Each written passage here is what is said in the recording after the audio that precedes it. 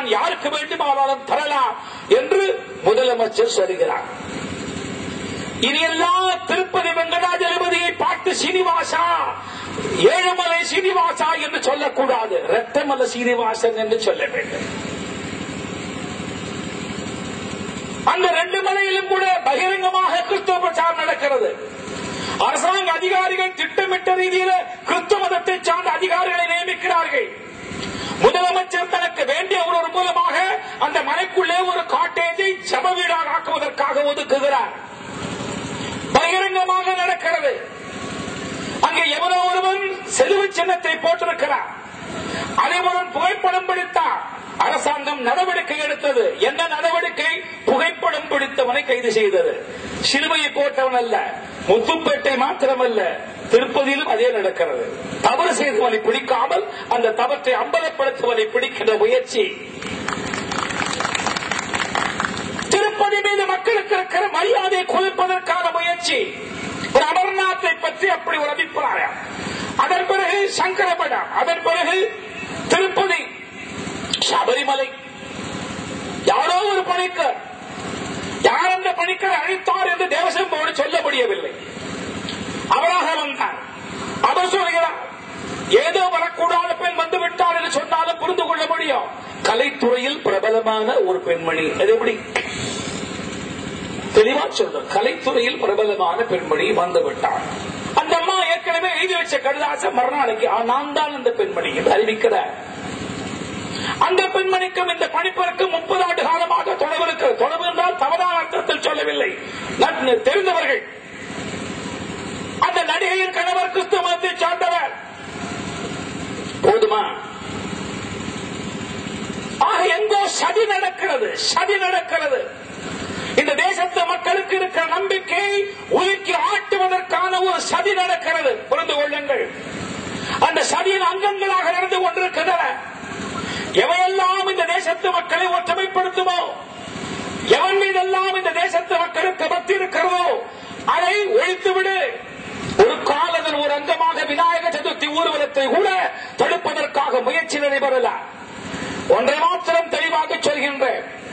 சாதாரணமாக இருக்கிற இளைஞர்கள் தான் அதிகமாக கலந்து கொள்கிறார்கள். அவருக்கு விநாயகர் மீது பக்தி உண்டு என்பது உண்மை.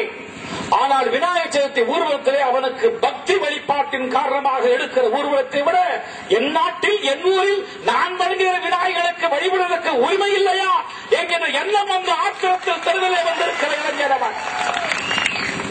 வாழ்வது பாரத நாடு என்பதை உணர்ந்து கொள்ளுங்கள். பாகிஸ்தானுக்கெல்லாம் போய்விட முடியும் என்கின்ற கனவு காணாதீர்கள். 47 பாகிஸ்தானுக்கு போன அந்த முஸ்லிம்களுக்கு முஜாஹிர் என்று பெயர்.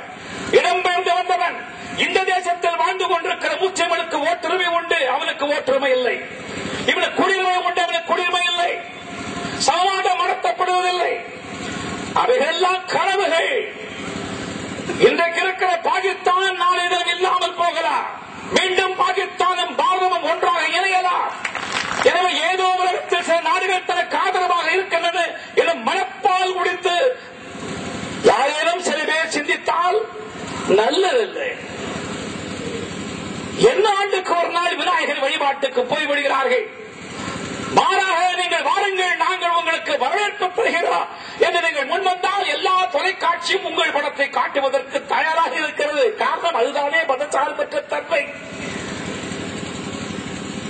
இதெல்லாம் பெரியவர்கள் சொல்ல வேண்டாம். ஆங்காங்கு மும்பையிலே வெளிக்கொண்டு விடுக்கிறது. கோயம்புத்தூரில் இருப்பவன் சதி செய்தான் என்று ஒரு காவல்துறை அதிகாரி கண்டுபிடித்து நடவடிக்கை எடுக்கிறார். அரசாங்கம் உடனடியாக தலையிட்டு அந்த காவல்துறை அதிகாரி மீது நடவடிக்கை எடுக்கிறது. உடனே மகிழ்ச்சியோடு கூட மும்பை வெடிகுண்டுக்காக சதி செய்த அந்த கோயம்புத்தூர்காரரை விடுதலை செய்வதற்கு மகிழ்ச்சி தெரிவித்து முத்துப்பேட்டைக்காரன் சுவரட்டி ஓட்டுகிறார். இது என்ன? இது தேசத்தை பற்றி பேசிக் கொண்டிருக்கிற எனக்கு என் தேசம் முக்கியம், நம் தேசம் முக்கியம், நம் தேசம் முக்கியம். ஏதோ எங்கள் முன்னோர்கள் தவறு செய்து விட்டார்கள்.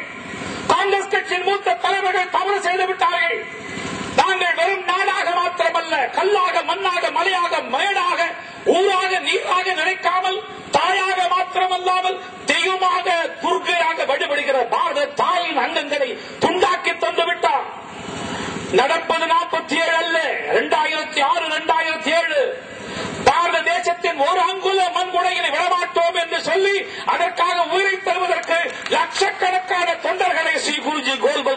ஏற்படுத்தி செய்திருக்கிறார், உருவாக்கி இருக்கிறார். RSS உருவாக்கி இருக்கிறது. இனி ஒரு பிரிவினைக்கு நாம் அனுமதிக்க முடியாது. ஆனாலும் இந்த தேசம் பிரிவினைக்கு முந்தைய சூழ்நிலையை மீண்டும் சந்தித்துக் கொண்டிருக்கிறது. மன்மோகன் சிங் பிரதமராக வந்த பிறகு சிறுபான்மை அரசாங்கம் என்று சொல்லும் போது எண்ணிக்கையால் மாத்திரமல்ல, எண்ணத்தாலும் சிறுபான்மை அரசாங்கமாக மத்திய அரசாங்கம் இருக்கிறது. மாநில அரசாங்கம் அப்படி மாறிவிடாது என்று கருதுகிறார்கள். மதனியை விடுதலை செய்ய போகிறார்கள். அநேகமாக போகிற போக்கை பார்த்தால், பத்திரிகையில் ஒரு செய்தியை பார்த்தால், மதனி ஜாமீன் கேட்டிருக்கிறார். நீதிமன்றத்திலே வரும்பொழுது அரசாங்கத்தின் தரப்பு வழக்கறிஞர் ஆட்சேபனை இல்லை என்று சொல்வார். நீதிமன்றம் விடுதலை செய்யும். நான் என்ன செய்ய, நீதிபதிகள் விடுதலை செய்து விட்டார்கள் என்று அரசாங்கம் சொல்லும். விடுதலை ஆவார். யார் இந்த மதனி? அத்வானி அவர்கள் கோயம்புத்தூருக்கு வந்தபொழுது வைத்த வெடிகுண்டின் காரணமாக, வைத்த வெடிகுண்டுகள் எல்லாம் வெடித்திருக்குமானால் 15,000 பேரை பலிகொண்டிருக்கிற வெடிகுண்டு, 54 பேரை பலிகொண்டு 100 பேரை காயப்படுத்தி விட்ட வெடிகுண்டு, அந்த வெடிகுண்டு வைத்த சதி சம்பவத்தில் முதல் குற்றவாளி, பிரதான குற்றவாளி. அவரை விடுதலை செய்வதற்கு தமிழ்நாடு அரசாங்கம் சிந்தித்துக் கொண்டிருக்கிறது. நான் இந்த கூட்டத்தின் வாயிலாக இங்கு வந்திருக்கிற புலனாய்வு அதிகாரிகள், இங்கு வந்திருக்கிற பத்திரிகை நிருபர்கள் மூலமாக என்னுடைய மரியாதைக்குரிய நண்பர் டாக்டர் கலைஞர் அவர்களுக்கு ஒரு வேண்டுகோளாக விடுக்கின்றேன்.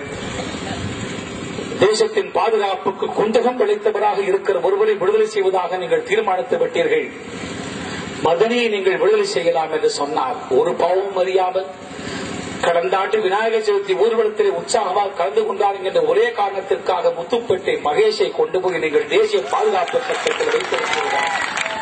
தேசத்தை பாதுகாப்பதற்காக உயிரிழ தயாராக இருக்கிற மகேஷுக்கு தேசிய பாதுகாப்பு சட்டம் தேசத்தின் பாதுகாப்பு குந்தகமாக இருக்கிற மதனிக்கு விடுதலையா? தமிழக முதலமைச்சர் அவர்கள் மீது எனக்கு இருக்க மரியாதையின் காரணமாக இந்த கூட்டத்தின் வாயிலாக அன்போடு கேட்டுக் கொள்கின்றேன். சிந்தித்து பாருங்கள். மகேஷை விடுதலை செய்யுங்கள். விநாயகர் சதுர்த்திக்கு முன்பாக மகேஷை விடுதலை செய்யுங்கள். தேசத்திலே யார் தேசபக்தன், யார் தேச விரோதி என்கிற வேறுபாடு இல்லாமல் போய் கொண்டிருக்கிறார். இதெல்லாம் சிந்தித்தாக வேண்டும். எதற்காக குறிப்பிடுகின்றேன்? வரலாறு வேண்டும் என்று கேட்கிறது. நம்முடைய பண்பாட்டு கேந்திரங்கள் எவை என்பது நம்மை விட நம்ம எதிர்க்கு பிறந்திருக்கிறது. சிலர் நேரடியாக தாக்குகிறார்கள், சில பேர் இந்த பண்பாட்டு கேந்திரத்தின் மீது இருக்கிற மரியாதை குறைக்கிறார்கள். இந்த ஆபத்தை தடுக்க வேண்டுமானால் அதற்கு ஒரே ஒரு வழிதான் இருக்கிறது. முன்னாள் ஜனாதிபதி டாக்டர் ராதாகிருஷ்ணன் அவர்கள் பனாரஸ் இந்து யூனிவர்சிட்டியில் நடைபெற்ற RSS நிகழ்ச்சியிலே கலந்து கொண்டு உரையாற்றினார். அவருடைய உரை புத்தகமாக வந்திருக்கிறது. அந்த உரையின் கடைசி வரிகளிலே டாக்டர் ராதாகிருஷ்ணன் சொல்கிறார், India will never die. India will never die because you are here to save it. Doctor Radhakrishnan RSS தொண்டர்கள் கூட்டத்திலே பேசும்போது சொல்கிறார், இந்தியா அழியாது, இந்தியா அழியாது. காரணம் நீங்கள் இருக்கிறீர்கள் அதை காப்பதற்காக என்று RSS தொண்டர்களை பார்த்து டாக்டர் ராதாகிருஷ்ணன் சொல்கிறார். இது ஏதோ RSS காரண வேலை மாத்திரமல்ல. எனக்கு முன்னால் பேசியவர் குறிப்பிட்டது போல நாம் அனைவருடைய பணி. நாம் தேசத்தை பற்றி கவலைப்படுகின்றார். மதத்திற்கு அப்பாற்பட்டு, மொழிக்கு அப்பாற்பட்டு, மாகாணத்திற்கு அப்பாற்பட்டு தேசத்தின் நன்மை குறித்து கவலைப்படக்கூடிய தொடர்பை கொண்ட அமைப்பு ராஷ்டிரிய ஸ்வயம்சேவ சங்கம் RSS. இப்போது ஒரு தர்ம யுத்தம் நடக்கிறது. இந்த தர்ம யுத்தத்தில் தர்மத்தை காப்பதற்காக நாம் எல்லாம் மனிதர்கள் வர வேண்டும் என்கிற வேண்டுகோள் விடுத்து மிகச் சிறப்பாக இந்த நிகழ்ச்சியை ஏற்பாடு செய்த அனைவருக்கும் என்னுடைய பாராட்டுக்களையும் தெரிவித்து என்னுடைய உரை நிறைவு செய்கின்றேன். நன்றி, வணக்கம்.